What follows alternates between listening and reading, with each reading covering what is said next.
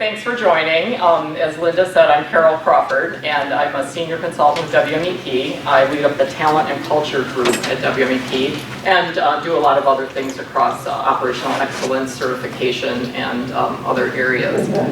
I've been with WMEP about 6 years, and prior to that, I was with some large companies like 3M and Rockwell, and started my career with Brady. And then I also worked for a small company. I was general manager of a touchscreen electronics startup and development company that was then sold into the semiconductor space to a strategic buyer about 15 years ago now.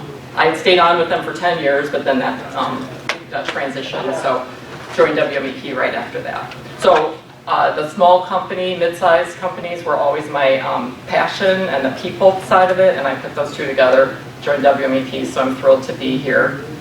Working with the group on how to onboard star employees, assuming that you found a star employee to onboard, right?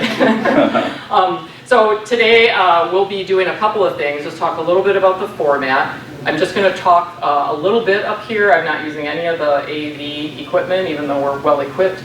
And then today's session will be interactive. Fun, if you like that thing, and if you don't, you might want to bolt when I tell you it'll be interactive. We're going to be doing a human spectrogram, so if you don't know what that is, then you'll know by the time we're done. And I guarantee you'll learn one new thing and meet one new person at the minimum. So I give you a chance if you want to run away to AI or what was the other one, subordinated financing and something like that. Thank goodness somebody, yeah. Come on in, we didn't even get started yet. So good. So let me ask you a quick question. How many of you, your organizations engage in onboarding right now?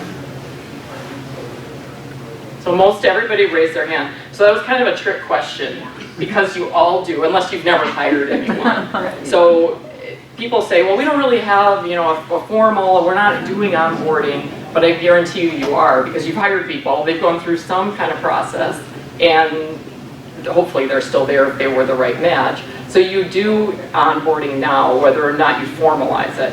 So by the end of the session today, hopefully you'll have some key takeaways. I'm going to give you a process checklist. It's kind of a combo that represents the work that we do at WMEP with clients, typically small and mid-sized manufacturers, but it can span the larger sizes. And it will serve as an onboarding process with some best practices integrated. So we'll end with that. But we're going to start with a little bit about onboarding. So onboarding is part of the total employee life cycle or employee experience journey. And I'm just going to pause there for a minute and ask, do those words make sense to people when I say employee life cycle and journey? And here's where it probably would be helpful to have an AV. But so it's part of a larger process, is my point. And I'm going to hold this. I'm going to be like a librarian. I'm going to hold something up here. This is my low-tech AV. So this is and I can pass this around. This is a very simple life cycle chevron chart. It's actually WMEP's version of what might be a 12-step program. If you go to Gallup, I think they have 7 steps. But typically you start with a pre-boarding, right, before you hire employees.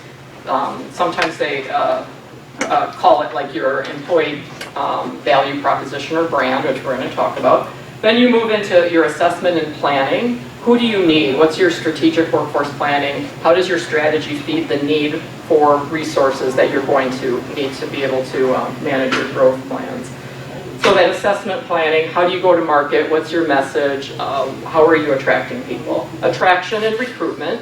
So you go out, and here's where the star piece, you go out and you want to find employees that are a good match, align with your company's values, have the skills that you need to be functional, but more importantly, have the competency match and the values alignment. So then after attraction and recruitment, you go to training and development. Now you got them, right? You've onboarded them.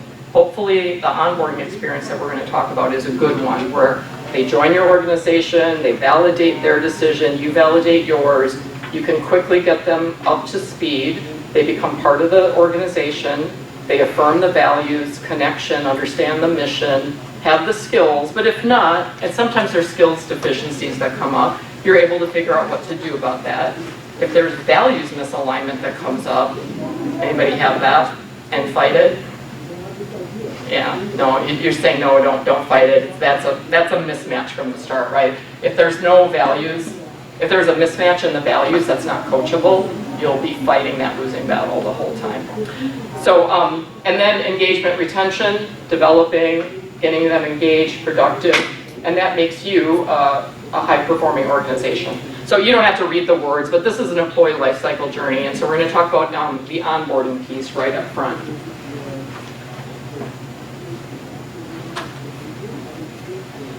So we talked, the title of this is onboarding like your rock star or star employee. I added rock star in there.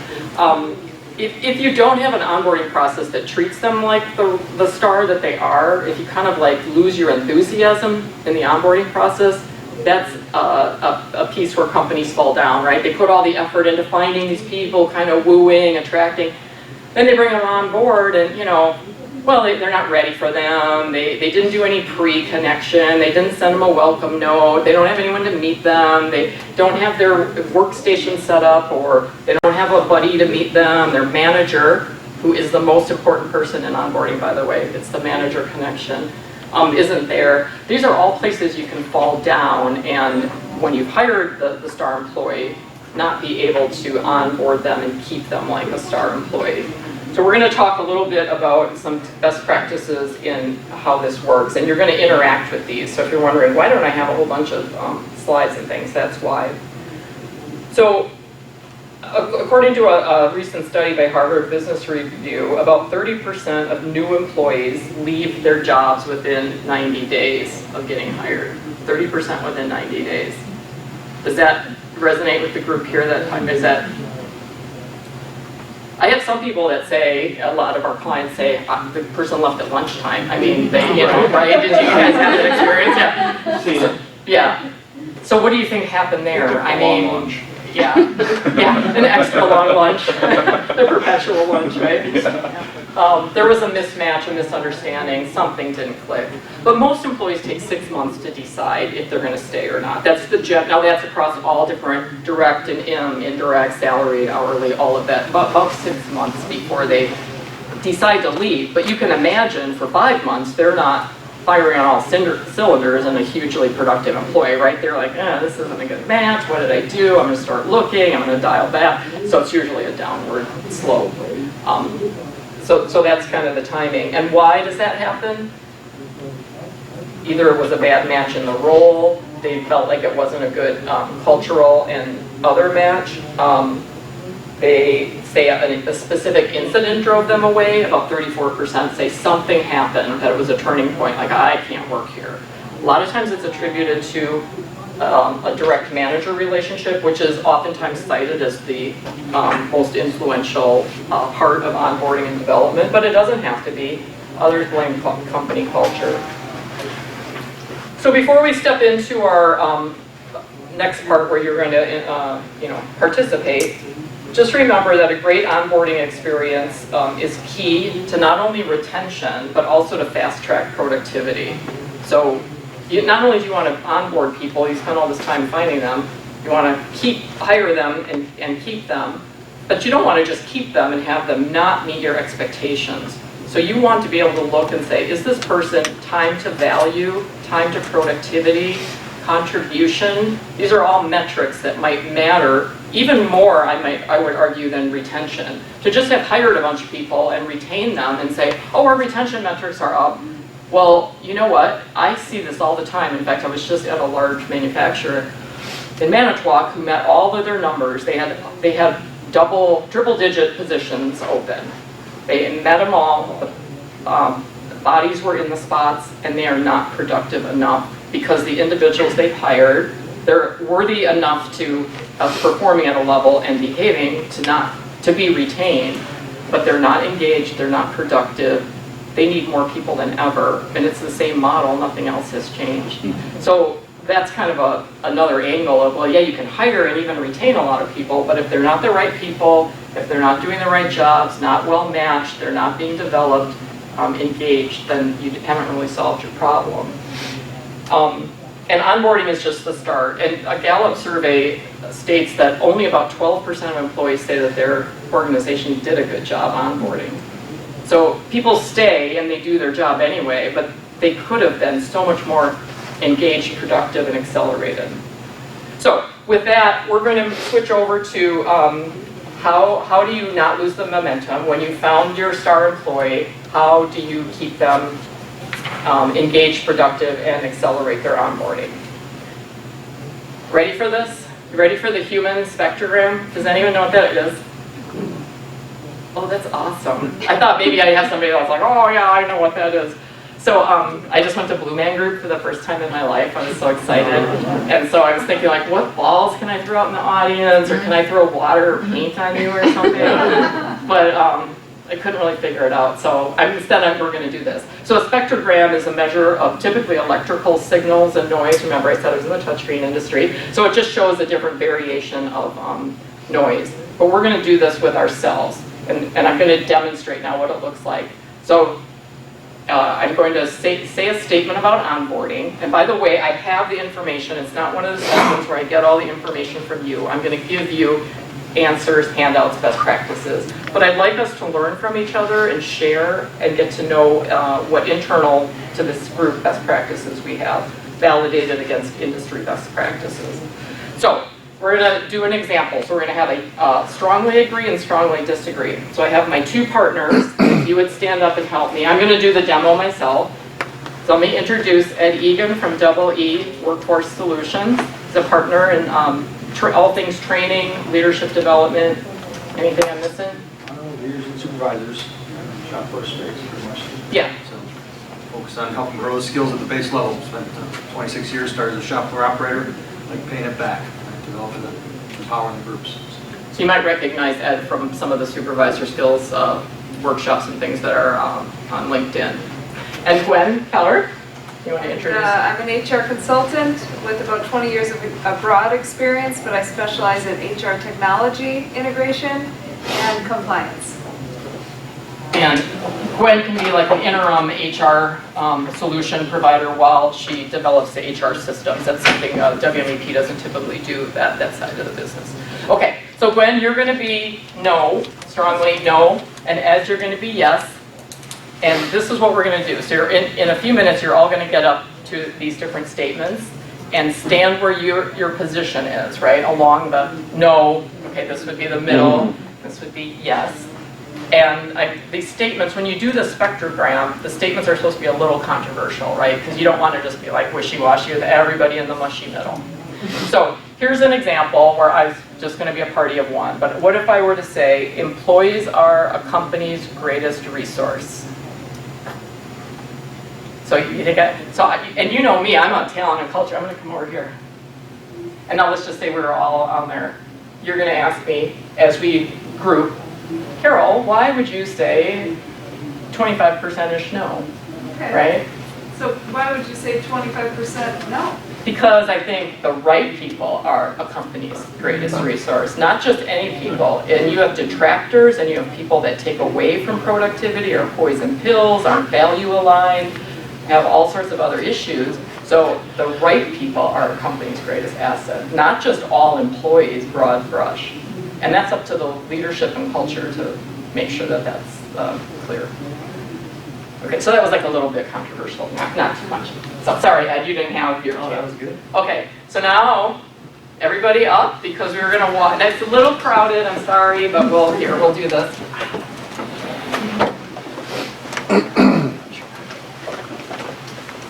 All right, here's the statement. Yes and no. It's critical to lead with values in the onboarding program. Yeah. This is Ed is yes. Sorry, onboarding? Yeah, in onboarding. It's critical to lead with values. Can we just stay? Yeah, we'll just stay where we are. Yeah, we'll stay where we are. Yeah, maybe we do that.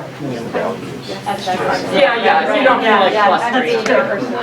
It's kind of like at a wedding where you have to sit on the groom side or the right side, and then if you sometimes it gets messy, right? When there's like, well, let's make sure it's more culture than values. Okay, is it, everybody's on the, yeah. You gonna ask? Okay, let's start with the controversials. Yeah. Gwen, So- ask your two naysayers, what's going on? We'll start with you, Pat. Why do you feel that it is not critical to start with values in onboarding? I think it's critical, but I think then to understand your culture is more important because the values are part of your culture. Okay, and Nate? I think it's more critical in the interview and the hiring process to go off values. Okay. So before we move off of the two, this is easy because it's so concentrated. So culture is important. So culture is a collection of behaviors of the organization, right? But values kind of create the culture too. So, but that's an interesting comment. So you're looking at culture as kind of overarching. How you get there with the values might be an argument of, well, somebody doesn't know what the culture is unless they understand and accept the values. And then, was your name Nate? Yes. So you said you need to have the values way before. Yes. Right. I agree. So hopefully you're not having a it's important to lead, but I didn't ask, the question was, it's important to lead with values in the onboarding program. And your statement is, well, you already should have led with values when you were upfront. Yes. So that, yeah, it's a little bit of a language thing, but you're absolutely right. Because it'd be a shame to get somebody at onboarding or other places and then go, oh, wait a What are the minute, values? you don't subscribe to our, we're sustainability minded and we give employees a day off to do work there, or we're a technology driven company and we, want to make sure you embrace technology and whatever the various things might be. You should have figured it out beforehand as your position. Yep. Okay. So enforce it. And then reinforce. Right. Okay, the rest of the clusters for yes, anybody have? So why do you feel it's critical to lead with values in the onboarding process? I feel like in this section, we're pitching it. This is our values. And then on this part is where we start to show that we live it. Yeah. It's real. You show how to live it. Yeah. So it is a start of creating an embedded culture from Yeah. the very beginning. And living the values is key, right? Yeah. So people need to see examples and understand, well, what does that look like here? What does that mean? They might have it in the beginning. There is no right or wrong answer, right? We're just talking about it. They might have it in the beginning with an employee value proposition or branding. You can kind of get your values. You can have them, kind of infused in that. But now they're really understanding what it looks like. So you just hit the semantics that I was debating. Did you mean to lead as in start or lead as in lead by example? So am I leading by the example of the values that we are promoting? Yeah, the latter. So Yes, you switch exactly. Yeah, and so you said to exemplify the values in the process. Right. Yeah, that's where I was going with it. And do you want to expand on? So just exemplifying the values. So the values of our company should be promoted by everyone throughout the leadership structure every day that we work. Yeah. And that includes the onboarding process. Yeah. So the opposite would be, don't worry about values, just onboard the person, get them on that machine and get them cranking out parts. We'll figure out that. Or by the way, they're posted on the wall. I know this is, I know this is the process, but this is what we're going to do today. Exactly. You're supposed to go through this training, but let's just do it this way. Let's just do it. Yeah. Hurry up, we need you to get going. So, Gallup says, I'm a Gallup strengths coach, so I use a lot of Gallup data, but they're also a valid meta-analysis organization. But only 23% of employees in the US agree that they understand the organization's values, and only 27% actually believe in any of them. Now, you could argue, well, maybe the employees don't even know what the values are, but that's in the no category, right? That's in the Right. So values alignment, personal values alignment. And by the way, it's becoming so much more important with the kind of the new generation of employees. They don't even want to go to a company if it's not on your website that what you're doing aligns with personal values. There's not a connection. So powerful in the employee value proposition, branding, alignment, loyalty, engagement, and therefore productivity. A question? Yeah, please. Do you find that the other way too is candidates don't really care at all? what the values are. They just want a job, clock in and out. That's a certain kind of candidate, and they might not be a bad employee, right? But it's hard to get that engagement, loyalty, and therefore productivity, longevity, and everything else from an employee who just doesn't care. But they might not be a terrible employee. I don't. Ed, do you want to add anything? You have a lot of experience in that area of dealing with the kinds of employees. I think it's the belief systems, right? It's if people believe in what you're doing and you're aligned with the mission of the company, probably gonna do a little bit more of that downtime. It's a have to and the want to curve, right? That if they want to do something, they want to be part of something bigger, they're probably gonna go a little bit extra mile for you. If they just want to go bare minimum, just feel like they have to do the job, it's probably gonna look at your productivity numbers are gonna be there. It might feel like you have manpower issues when it's really just a belief issue, an engagement issue. But sometimes, people say, well, they're a decent employee, right? They are compliant, they don't cause a problem, they meet their a bare minimum, so maybe they're not a terrible employee, but they're not going to be a star employee. So maybe that's the difference. Okay, ready to shake it up a little bit? And actually, if you want to, I kind of like being clustered up here, but if you want to stay in the chair section, that's fine. All right. My organization does what it takes to ensure we live up to our employee value proposition and brand from pre-hire through onboarding. Employee value proposition and brand through the pre-hire, that's how you got them, and then onboarding. And if you don't either know what those mean or have them, then you belong in the know.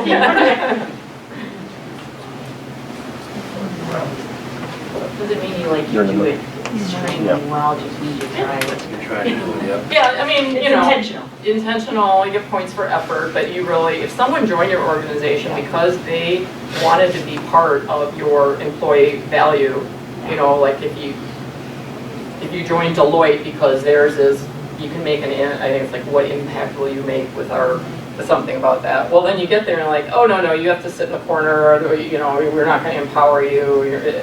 Well, then you just had the mismatch. Especially, and guess who often causes the mismatch between a value proposition and what the employee believes and what happens at the company? What line of defense do you think that is?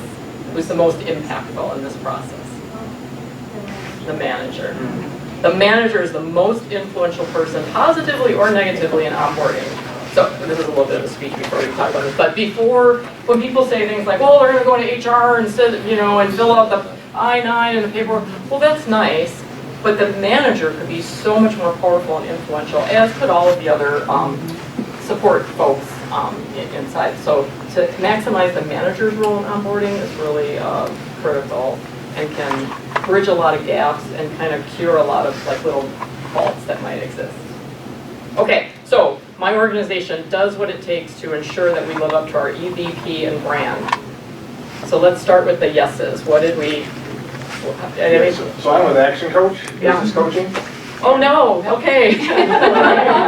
It's the core of everything that we teach our clients and work with our clients on, and we drink the Kool-Aid because you kind of have to, right? Yeah. And it's powerful. So we use it for attracting talent, onboarding, and it's powerful. So it's fun to help be able to work with business owners and teams to help them learn how to do that. Yeah. And do you have a strong EVP as Action Coach itself? Yeah. World Abundance through Business Re-Education. We have 14 core values that we live by day in, day out. We talk about them every Monday in our team meeting for like an hour, oh, yeah. half hour. So we're constantly reminding each other. So we shine a light on it all the time. Okay. And if someone's not a fit, they're not a fit. Yeah. And hopefully you find that out before, as we mentioned earlier, before. But sometimes, it takes a while to reveal itself. Okay. Anybody else in the yes kind of camp that want to share how well the value proposition and branding flows through to onboard the star employee?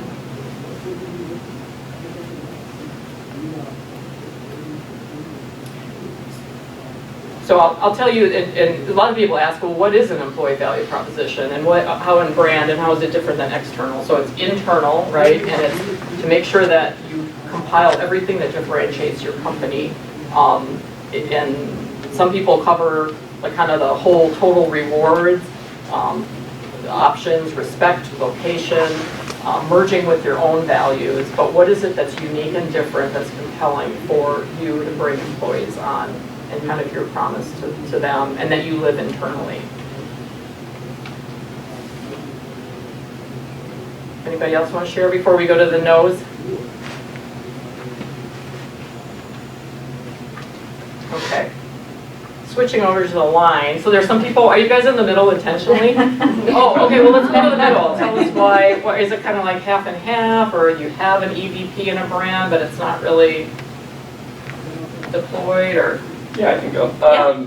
So I work for Manpower Group, and we just spent the past probably 6 months investing in a true EVP. A lot of research, a lot of surveys, interviews, just to get to know what makes us different. And I think we have yet to see if we're really carrying it through to the onboarding. So that's why I went to the middle. Okay. Because we have acknowledged that it's been a little bit informal, so let's formalize it a little bit. But I think we're living it, but it's not formally discussed in team meetings like maybe we could be bringing it forward. So that's why I put myself here. So it's early stages, Yes. right? Yeah. Yeah. Yeah, I'm surprised that Manpower isn't farther along, but I mean, just because that's what I'm saying, yeah. Yeah, I think a big piece of it is because we've grown through acquisition, Yeah, tons of markets, right? And Yeah. we've kind of been a bunch of different small companies through a large corporation, right? So we're Okay. really trying to bring everybody together, even outside of Milwaukee here. okay. Any other middle of the roaders, any manufacturers that are kind of like, hey, I'd like to have an EVP or brand, or we thought about it, and kind of why you're in the middle? But we just changed our core values. Oh, okay. That's why I'm in the middle. That's why you're in the middle, okay. Right, because we had them, and now we have 250 employees. So Okay. now we're just trying to educate. We're manufacturers. We have 3 shifts. So it's Yeah. a challenge, different languages, all this, and we're just trying to make every opportunity to educate people and give examples. That's the biggest thing. Yeah. Is give examples. Like how here at our company can you demonstrate that value. Mhm. And so we do like employee newsletters. We spotlight employees and we say, what's your favorite core value? Because we have 6 of them. Yeah. What's your favorite core value and why? Or we we give aways tumblers. We put the core values Yeah, a on little there. swag and yeah. What else do we do? We do it now. We are starting, but we have not always done that in the interview process. Explaining the core values. Yeah. So people should know them on the upfront. Yeah. And so it's a process. It is a whole You know. process, and do you mind sharing the manufacturer that you're with? Oh, Sussex IM. Oh, you're with Sussex, I am. Oh, you know okay. it? Yeah, well, yes, I WMEP in Sussex. Oh, We're sure, of together, course. Yeah, we're just in talking, Sussex, yeah. plastic injection So, molding. and I would just say that you guys are farther down that path than Yes, I would. and Yeah. it really is top down because our CEO who spoke today, Yeah. Megan, she's very invested in the core values, Yeah. and she, it really does kind of top down. You Yeah. need that support because it's like a soft, a soft. Right. What do You you have want to to live say? it, right? You have to live it and see it, and then it and turns invest into time in it. Right. Like you said, to have these daily meetings, that takes time. So you have to Yeah. realize the value and that the fit is there. Yeah, and a repeat of for many different ways, right? You have to live it, see it, hear it, maybe wear a T-shirt. Yeah, and that exactly. also becomes who you are I'll as be an Bob, organization. Right, and I think before we go to the no's, I actually wrote a note from something that Megan said about Sussex IM, about living, well, she said they live the values and make a conscious effort to try to walk the talk with. Exactly, and it's interesting, changing because, you have to get everybody up to speed, and everybody there wasn't hired under those terms. Right. So Right, it's like, yeah. okay, well, And it's now we're going to be collective- this way, even though we collective weren't alignment. always that way. So. Okay, thank you. Mhm. Okay, how about the no's? All right, so you're the furthest here. Yeah. So, You why can't do go in the next feel room. That your company doesn't necessarily ensure that they live up to their EVP. So I'm with Hellerman Titan, and we don't have an EVP currently. Okay. So I've been with the organization for over 3 years, and it's something I've asked for from day one. But 6 months ago, we met as a from this side, North America, we met as a team to go over these. They also did a group in China, Asia, and I think the European. And they said they're going to roll it out any day now. So again, we don't have one, thus we can't put it in. Yeah. Yeah, so that's why you're over there. Are you Coming soon. They mentioned an early career specialist. Yes. Is that the area that you're in, or is that just? Oh, my colleague. Oh, okay. Is an early career specialist. So we've got an intern program that's been growing and very successful. Okay, so that's kind of the start of trying to reach out, connect, and then people want a message too, right? So it's going to pull through because they're going to want to know, well, what does company stand for? What are you about? Every time we do a phone interview. Yeah, well, because employees are now consumers of, right, and so they want to know, well, what are you offering me? And I'm comparing and weighing, and that's part of what. With lots of options. Yes. Yeah. Other naysayers before we. Anybody want to just vent about the lack of a DPP or brand? This is a safe space. We won't tell anyone. I was going to say, I worked for organizations. No one watches that. I worked for an organization in the past that even that the values was in every part of what we do, and so even from our interview, from questions, they tied back, and so that's the part that I'm looking forward to. Yeah. So I Yeah. think that's how you live and breathe. Yeah, getting that cultural interview and values infused in the upfront process. So even when you get a candidate that feels like, yeah, I'm a good match, it's a two-way street, right? Onboarding is a two-way street. That's another key point. But then you start to vet it out and test it, yeah. Any other no's? Sure, I'll go. Okay. So I'm new at my organization, general manager there. I came on board and, you know, what's our mission statement, what's our core values? None of that is documented. You know, culturally, I think we're doing fine as a team, but I don't think it's documented, and therefore it's very hard when somebody new comes on board for us to explain that, and that's why I'm over in the no column.